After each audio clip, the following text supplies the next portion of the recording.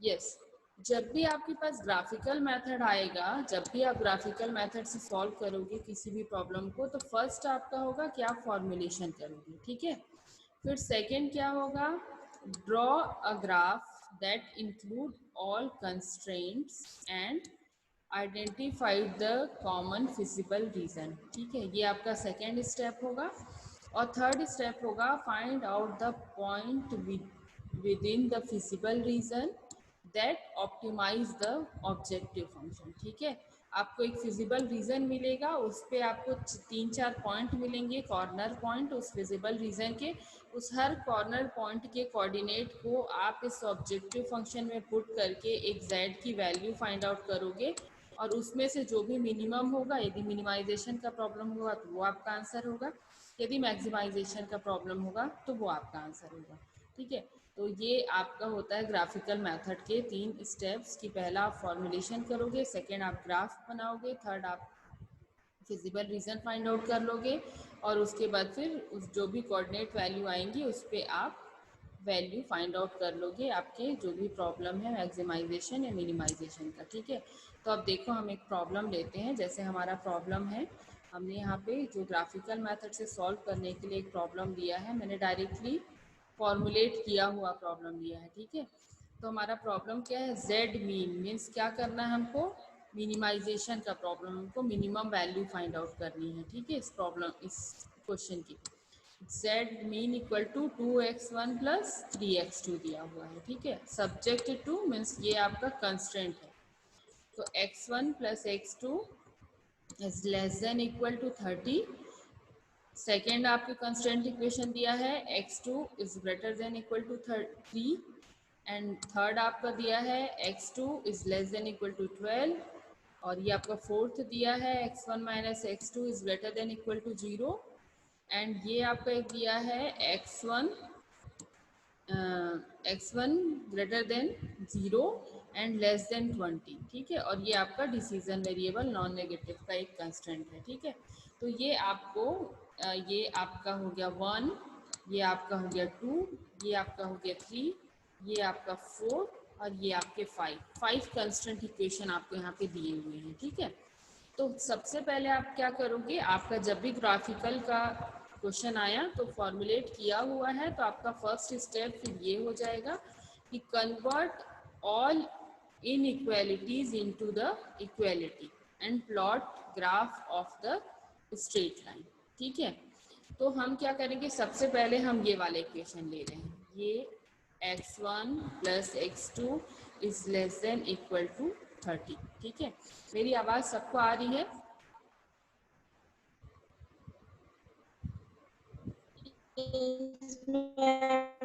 Yes, yes. ma'am.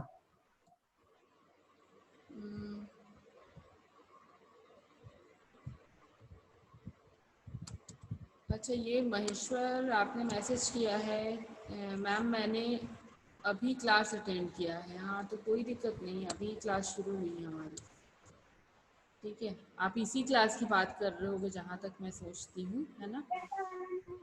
तो देखो अब क्या Yes, हुआ, ma'am.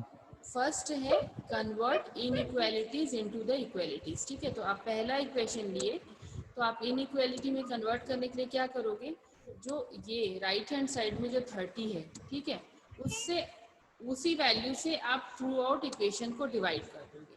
तो डिवाइड करोगे तो क्या आ जाएगा, x1 डिवाइड बाई 30 आ जाएगा, प्लस x2 डिवाइड बाई 30, और यहाँ पे 30/30 इज इक्वल टू 1 हो जाएगा, ठीक है। इतना समझ रहे हो। अब देखो, आप स्ट्रेट लाइन के इक्वेशन जानते हो कि क्या होता है, ये x1 बाई ये जो आपका जो भी नीचे में आपका दिया हुआ है, मतलब ये है कि आपके x और y एक्सिस को, आपके ग्राफ के x एंड y एक्सिस को x1 है x2 इंटरसेप्ट करता है एट 30 इच, ठीक है। तो आप एक प्लॉट बनाओगे जिसमें क्या हो गया, आपका ये x2 हो जाएगा y एक्सिस में, और x1 हो जाएगा आपका x एक्सिस में, ठीक है। और यहाँ पे आप एक पॉइंट ले लोगे 30 मीन्स, या फिर ये कहो कि ऐसे यहाँ पे ये आपका बना, तो ये आपका 30 हो गया और ये आपका 30 हो गया, तो दोनों 30-30 मिला के आप क्या किए, एक लाइन ड्रॉ कर दिए, ठीक है। और आप एक चीज़ और कर सकते हो कि आप इस इक्वेशन को ऐसा भी लिख सकते हो कि x1, ठीक है, plus x2 is equal to 30। आप ये भी लिख सकते हो। देन आप क्या करोगे, आप कोऑर्डिनेट की वैल्यू निकालोगे। आप पहले क्या करोगे, put x1 equal to, put ये x1 इक्वल टू 0 हो जाएगा आपका। x1 यदि आप 0 रखते हो, ठीक है, तो आपकी x2 की वैल्यू क्या आ जाएगी, 30 आ जाएगी। ठीक है, आपकी x2 की वैल्यू क्या जा रही है, 30 आ जाएगी। तो आपका पहला कोऑर्डिनेट क्या मिल जाएगा, 0, पहला आपके कोऑर्डिनेट मिल जाएगा 0, 30। ठीक है, आप अब नेक्स्ट टाइम आप क्या करोगे, रिवर्स करोगे। आप अब नेक्स्ट टाइम क्या करोगे, x2 की वैल्यू 0 रखोगे, तो आपकी x1 की वैल्यू क्या आ जाएगी, 30 आ जाएगी। तो आपके नेक्स्ट कोऑर्डिनेट क्या मिल जाएंगे, 30 और 0। ठीक है, ये मिल जाएगा। तो आप क्या हो, 0 और 30 कहाँ पे होगा, आपका ये वाला पॉइंट हो जाएगा। ठीक है, ये आपका पॉइंट हो जाएगा 0 एंड 30, और 30 एंड 0 वाला पॉइंट आपका ये हो जाएगा। तो आप इस तरह से दोनों कुछ भी आप कर सकते हो। आप डायरेक्टली इक्वेशन इस फॉर्म में भी लिख सकते हो, या तो आप चाहो तो आप इस फॉर्म में लिख सकते हो। ठीक है, ये आपकी चॉइस है। और आप इस तरह से आप इक्वेशन, आप इस तरफ से एक लाइन, स्ट्रेट लाइन आप ड्रॉ करोगे। ठीक है, अब देखो, अब इसमें जो देखने वाली बात है ये है कि आपको फिजिबल रीजन फाइंड आउट करना था। मैंने लिखा था स्टेप पे कि आपको क्या करना है कि लाइन ग्राफ प्लॉट करना है और फिजिबल रीजन फाइंड आउट करना है। तो अब आपके पास है कि ये फिजिबल रीजन, जैसे मैंने ये जो डैश वाला एरिया, शेडेड एरिया बनाया है, ये हमारा फिजिबल रीजन है। तो अब किसी को कंफ्यूजन आ सकता है कि फिजिबल रीजन ये ही क्यों है, इधर भी क्यों नहीं हो सकता, क्योंकि भाई ये तो एक लाइन है, लाइन के तो किधर भी फिजिबल रीजन हो सकता है। तो ये आप कैसे फाइंड आउट करोगे, ये आप ऐसा है कि आप तो खैर वैल्यू रख के भी आप जान सकते हो कि किधर फिजिबल रीजन आने वाला है, बट ये है कि जनरली यदि लेस देन का ये साइन है, यदि लेस देन का साइन है तो हमेशा टूवर्ड्स द ओरिजिन आप एरो बना दो। ठीक है, मीन्स यदि लेस देन का साइन है तो टूवर्ड्स द ओरिजिन, और यदि आपका ग्रेटर देन का साइन होगा तो ये क्या होगा, अवे फ्रॉम ओरिजिन होगा। ठीक है, अवे फ्रॉम ओरिजिन हो जाएगा आपका। ठीक है, और यदि आपका लेस देन का साइन रहेगा कहीं पे भी तो वो क्या होगा, टूवर्ड्स द ओरिजिन हो जाएगा। ठीक है, तो ये चीज आप याद रखना। तो आप पहला लाइन इस तरह से ड्रॉ कर लोगे। तो किसी को दिक्कत अभी तक की कुछ समझ नहीं आया, ऐसा है क्या? मेरे ख्याल से सबको समझ आ गया होगा। तो अब हम आगे बढ़ते हैं अपने नेक्स्ट लाइन के लिए। ठीक है, तो नेक्स्ट लाइन हमारा क्या है, नेक्स्ट लाइन आप देखो, नेक्स्ट लाइन आप देखो, हमारा नेक्स्ट लाइन हमारे पास है ये x2 is greater than equal to 3। ये हमारा नेक्स्ट लाइन था। ठीक है, तो इसको हम क्या लिख सकते हैं, x2 divide by 3 equal to 1, ये लिख सकते हैं। तो देखो यहाँ पे x1 के बारे में कुछ भी नहीं है, तो क्या हो रहा है कि आपका जो x2 लाइन है वो इंटरसेप्ट कर रहा है एट 3 को। ठीक है, तो आप क्या कर दिए, सिंपल आप x2 इक्वल टू 3 का एक लाइन खींच ले, ये आपका लाइन हो जाएगा। अब ये देखो ग्रेटर देन का साइन है तो क्या हो गया, अवे फ्रॉम द ओरिजिन, ये आपका फिजिबल रीजन है। ठीक है, सिमिलरली आपके पास नेक्स्ट इक्वेशन क्या है, x2 is less than equal to 12। ठीक है, तो x2 डिवाइड बाई 12 कर दिए, मतलब x2 लाइन को 12 पे इंटरसेप्ट कर रहा है। तो आप क्या करोगे, x2 इक्वल टू 12 आप एक लाइन खींच दिए, और ये देखो अब ये क्या है, लेस देन का साइन है, मतलब कि क्या होगा, टूवर्ड्स द ओरिजिन। ठीक है, ओरिजिन के साइड इसका फिजिबल रीजन होगा, और आप इस एरिया को शेडेड कर दोगे। नेक्स्ट आपके पास क्या लाइन आता है, x1 minus x2 is equal to 0। तो ये सिंपली आप लिख सकते हो x1 इक्वल टू x2, या फिर आप लिख सकते हो x1 minus x2 equal to 0। अब यहाँ पे देखो, यदि आप x1 इक्वल टू 1 रखते हो, ठीक है, नहीं आप देखो यहाँ पे तो आपको ये समझ आया x1 इक्वल टू x2 मतलब कि 45 डिग्री स्लोप वाला लाइन हो जाएगा। ठीक है, बट यहाँ पे जो बच्चों को दिक्कत आती है वो ये होता है कि ये इस साइन का क्या मतलब निकालें, अवे फ्रॉम द ओरिजिन या टूवर्ड्स द ओरिजिन, क्योंकि ये इधर भी हमको यही लगेगा सेम है और इधर भी करो तो ओरिजिन के साइड ही जा रहे हैं लगेगा, तो यहाँ पे कंफ्यूजन आता है। ठीक है, तो आप यहाँ पे क्या करोगे, आप पहले एक वैल्यू ऐसी रैंडम पुट करके देखो कि यदि आप x1 इक्वल टू 1 रखते हो और x2 इक्वल टू आप 2 रखते हो तो क्या आपका इक्वेशन सेटिस्फाइड कर रहा है क्या। तो आप x1 इक्वल टू 1 रखिए, आप x2 इक्वल टू 2 रखिए। ठीक है, तो आपका क्या हो गया, इक्वेशन सेटिस्फाइड नहीं कर रहा है। तो यदि मैं इसमें पॉइंट बनाऊं तो क्या है, और सेम यदि आप रिवर्स करते हो कि x2 इक्वल टू 2 रखते हो फिर x1 इक्वल टू 1 रखते हो फिर आप वैल्यू यदि पुट करते हो तो आपका इक्वेशन सेटिस्फाइड कर रहा है। तो फिर आप समझ लो, आप जैसे पहले वाले में क्या था, हमारा x1 की वैल्यू हमने क्या रखी थी, 1 रखी थी। ठीक है, सपोज यहाँ पे कहीं 1 है, x2 की वैल्यू हम 2 रख रहे हैं तो ये यहाँ पे इधर कहीं पे आ रहा है, इस लाइन से ऊपर वाला एरिया आ रहा है जो ये सेटिस्फाइड नहीं कर रहा है। इस कारण से हम लोग का ये वाला एरिया नहीं होगा, हमारा ये वाला एरिया फिजिबल रीजन। समझ रहे हो यहाँ पे, ये आपका प्रॉब्लम जो मैं बता रही हूँ ये यूनिवर्सिटी एग्जाम में आया हुआ था। और जब भी ये प्रॉब्लम क्लास में कराओ तो कुछ बच्चों को इसी पॉइंट में दिक्कत होती है कि मैम किधर को हम फिजिबल रीजन में। तो आप क्या करोगे, जहाँ भी आपको समझ नहीं आएगा ना, आप रैंडम कोई भी कोऑर्डिनेट चूज कर लो, एक इधर का कोऑर्डिनेट एक इधर का कोऑर्डिनेट चूज कर लो और आप उसको वैल्यू रख के देखोगे। ठीक है, तो आपको फिर समझ आ जाएगा, जो भी आप इधर रख रहे हो ना उसी का रिवर्स आप इस साइड में रख लेना, मतलब x1 x2 की वैल्यू को रिवर्स करके आप पुट करके देखना, जो आपके इक्वेशन को सेटिस्फाइड कर रहा है वही आपका फिजिबल रीजन होगा। ठीक है, समझ आया यहाँ तक। अब देखो आगे देखते हैं, हमारा एक और बचा हुआ था कंस्टेंट इक्वेशन, वो है वो था हमारा x1 इज बिटवीन 0 to 20। ठीक है, तो आप क्या कर लोगे, x1 0 से 20 के बीच में आप ये एक लाइन खींच लिए।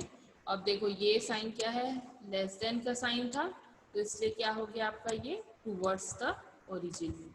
ठीक है, और ये आपका बन गया शेडेड वाला फिजिबल रीजन। ठीक है, तो मैंने जो अभी इंडिविजुअल एक एक लाइन को जो आपको ड्रॉ करके बताया वो सिर्फ समझाने के लिए था। आप क्या करोगे, आप सीधा लिखोगे कि convert all inequalities into the equalities, ये आप लिखोगे और आप इस तरह से सारे इक्वेशंस लिख दोगे।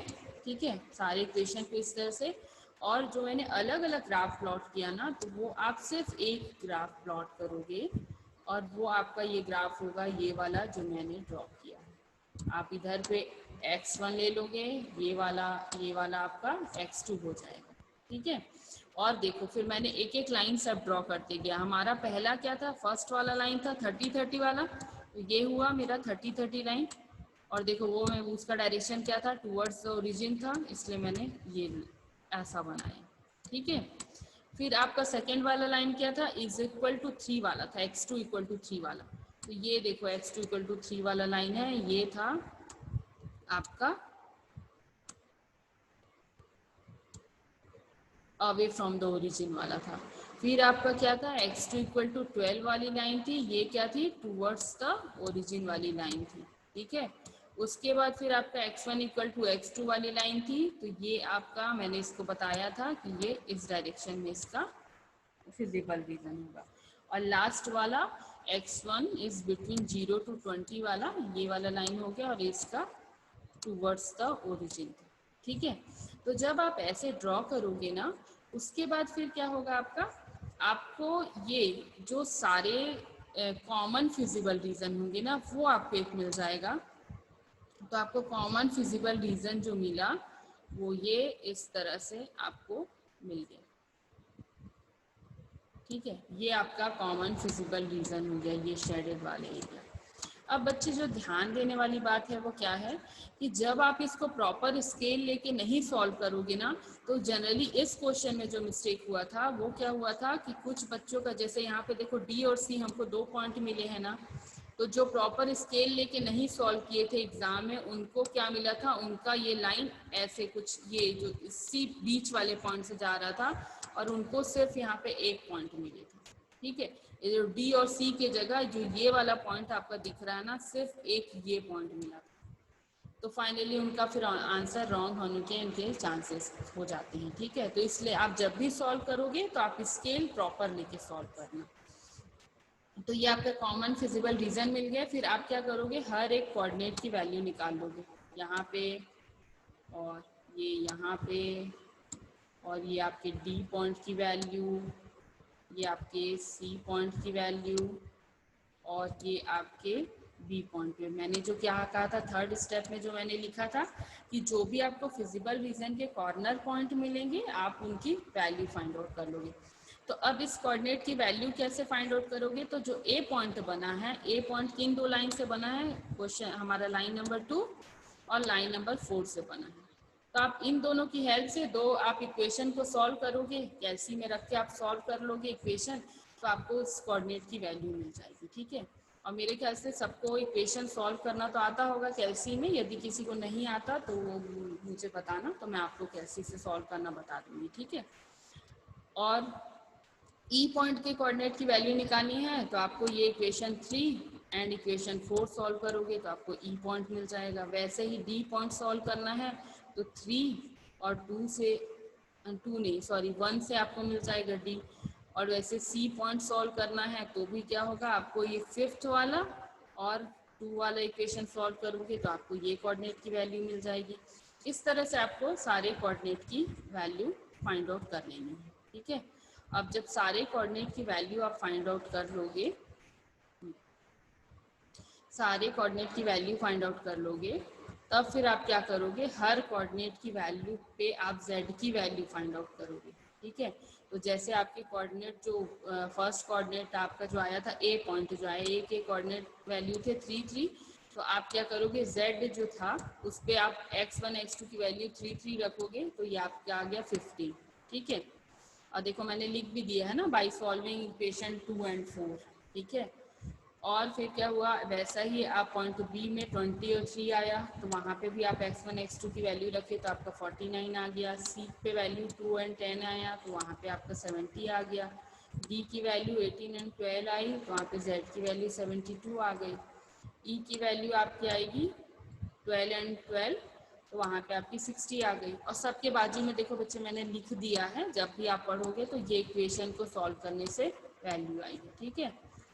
और यहाँ पे कुछ को मैंने सॉल्व करके भी आपको दिखा दिया है कि आपके पास ये था इक्वेशन, पहला क्या था x1 इक्वल टू x2, अब x2 इक्वल टू 3 था आपका, क्योंकि इक्वेशन नंबर 2 आपका x2 इक्वल टू 3 था, तो आपका x1 equal to x2 equal to 3 आ गया। तो ये इस तरह से आपका a पॉइंट का वैल्यू आ गया।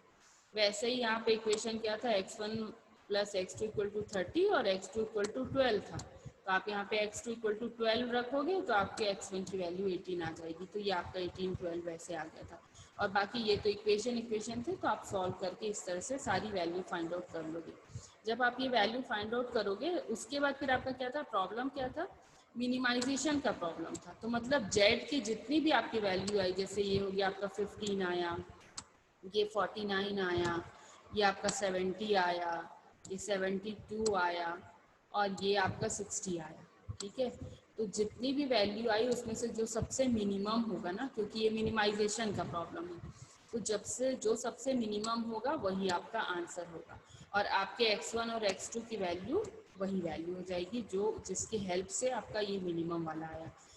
तो यहाँ पे देखो क्या हो गया, the minimum value of z occurs at the extreme point of a, that is 3 3, hence the optimum solution is x1 equal to 3, x2 equal to 3 and z equal to 15, ठीक है। तो ये आपका सॉल्यूशन आ जाएगा। अब देखो यही प्रॉब्लम यहाँ तक समझ आया क्या, मुझे एक बार कोई बताएगा, या किसी को डाउट होगा तो मुझे बताओ। मेरी आवाज तो आ रही है ना आप लोगों को? यस मैम, क्लियर है। हाँ चलो मैम, हाँ बोलो। मैम डाउट, वहां पे मैम जब सारे कोऑर्डिनेट्स ले लिए 3,3 20,3, तो यहाँ तो वो वैल्यूज तो ऐसे निकल जाएंगी। फिर हम लोग इक्वेशन क्यों सॉल्व कर रहे हैं, जैसे बाय सॉल्विंग इक्वेशन 2 और 4 नहीं ऐसे? नहीं नहीं, देखो ऐसा है कि ठीक है आपकी तो सारी वैल्यू निकल जाएगी, लेकिन क्या होता है ना, जब इक्वेशन यहाँ पे देखो, यहाँ पे एक वैल्यू आपको ऑलरेडी पता थी, इस कारण से आपकी दूसरी वैल्यू इजली निकल गई। लेकिन कभी की कोई पॉइंट ऐसे हो सकता है जो दो इक्वेशन से बना है, सपोज मान ले x4x1 + 5x2 = 34 है, और सेकेंड इक्वेशन है 6x1 + 7x2 = 42 समथिंग कुछ है। तो उस कंडीशन में आपको वैल्यू तो इक्वेशन सॉल्व करके निकालनी पड़ेगी ना, तो इस वजह से मैंने बताया। बाकी ठीक है, आप डायरेक्टली वैल्यू लिख सकते हो। आपको ये जो मैंने लिखा है ना, ये तो सिर्फ इसलिए लिखा है कि कोई बच्चे ऐसे हैं जो क्लास नहीं अटेंड कर पा रहे, तो उनको समझने के लिए इजी हो। बाकी आपको एग्जाम में ये वाला जो मैंने पोर्शन लिखा है ना, ये जो साइड वाला, ये आपको एग्जाम में नहीं लिखना है। आपको डायरेक्टली ये वाला जो मैंने लिखा है ना, ये सब। Yes ma'am. और किसी को कुछ डाउट? हाँ, तो देखो अब यदि ये सिमिलर प्रॉब्लम आपका मैक्सिमाइजेशन का रहता, तो जो आपका सॉल्व करने का प्रोसीजर है जो ना अभी तक हमने किया वो सारा सेम होता। बस यहाँ पे जैसे मिनिमाइजेशन का प्रॉब्लम था, तो हमने मिनिमम वैल्यू को आंसर लिया और उसके कोऑर्डिनेट की वैल्यू हमारी x1 x2 की वैल्यू हुई। यदि यही प्रॉब्लम मैक्सिमाइजेशन का होता, तो ये हमारी मैक्सिमम वैल्यू आई, तो ये हमारा आंसर होता, और ये 18 और 12 हमारे x1 और x2 की वैल्यू हो जाती। तो अल्टीमेटली क्या है, हमारा मिनिमाइजेशन या मैक्सिमाइजेशन का प्रोसीजर सॉल्व करने का पूरा लास्ट तक सेम रहेगा। बस ये जो लास्ट में हम सेलेक्ट कर रहे हैं ना कि कौन सा हमारा आंसर होने वाला है, तो वो बस रिफर करेगा मैक्सिमाइजेशन एंड मिनिमाइजेशन के कारण। ठीक है, तो यहाँ तक समझ पा रहे हो सबके सब?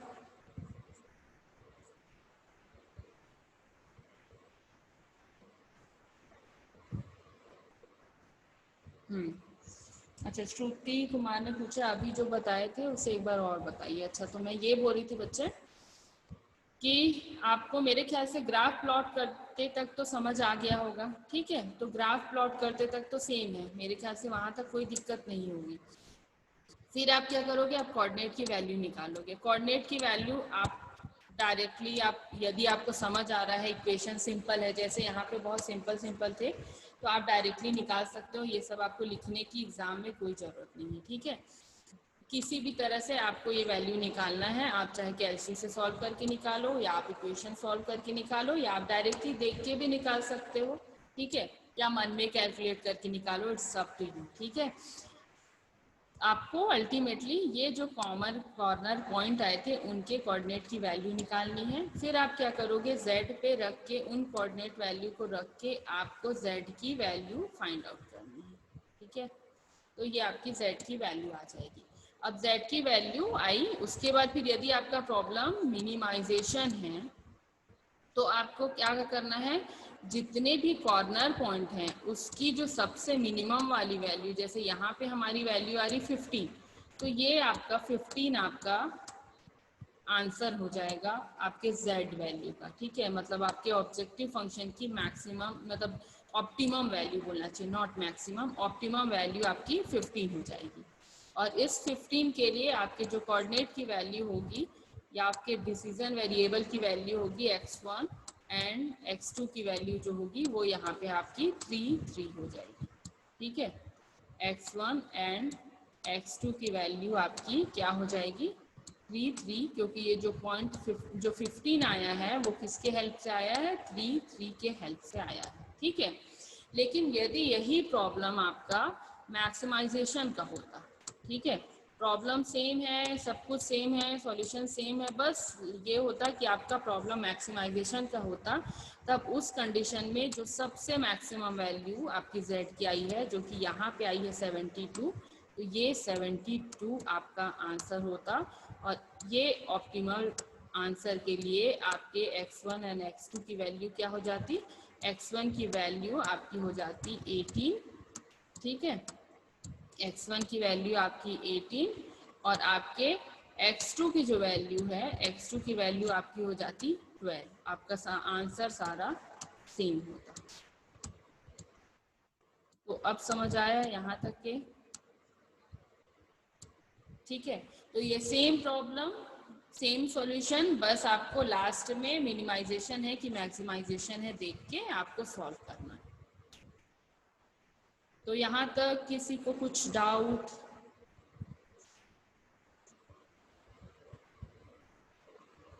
ठीक है, तो चलो फिर हम आगे बढ़ते हैं।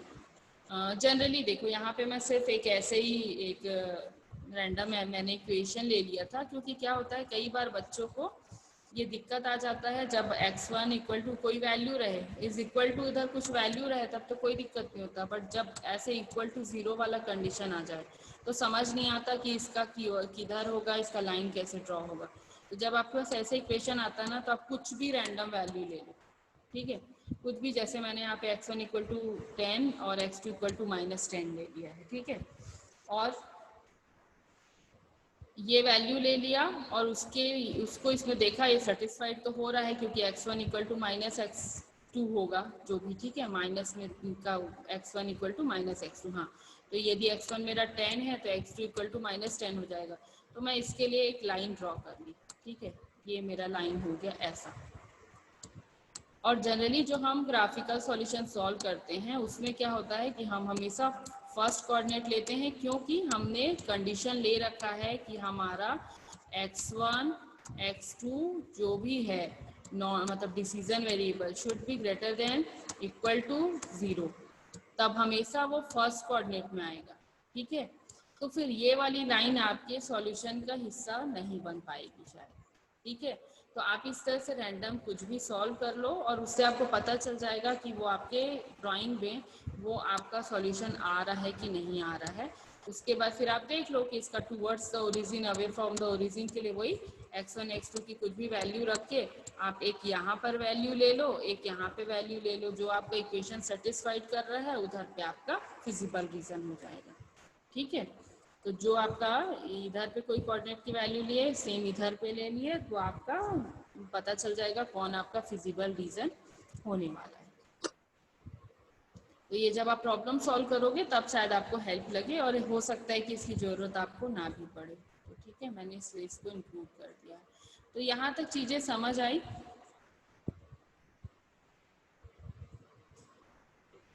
ग्राफिकल मेथड में सिर्फ इतना ही है, तो यहाँ तक चीज़ें आपको समझ आई?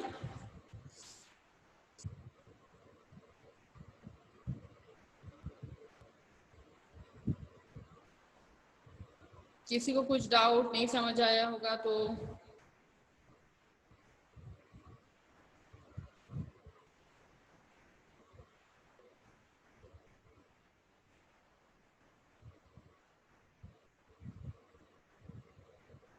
चलो, तो एक बार हम फिर से देखते हैं। आपको ये इक्वेशन दिया हुआ है तो आप क्या करोगे, इनइक्वालिटीज को इक्वालिटीज में कन्वर्ट करोगे। ये प्रोसीजर मैंने आपको सिर्फ समझाने के लिए दिखाया था, जो मैंने इंडिविजुअल बनाया, आपको सीधा ये बनाना है सॉल्यूशन में, ठीक है।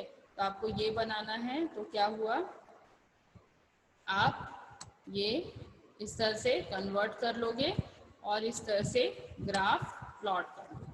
और वही मैंने बताया जो आपको याद रखना है, लेस देन इक्वल का साइन, तो मतलब टुवर्ड्स द ओरिजिन, और ग्रेटर देन इक्वल का साइन है तो अवे फ्रॉम ओरिजिन,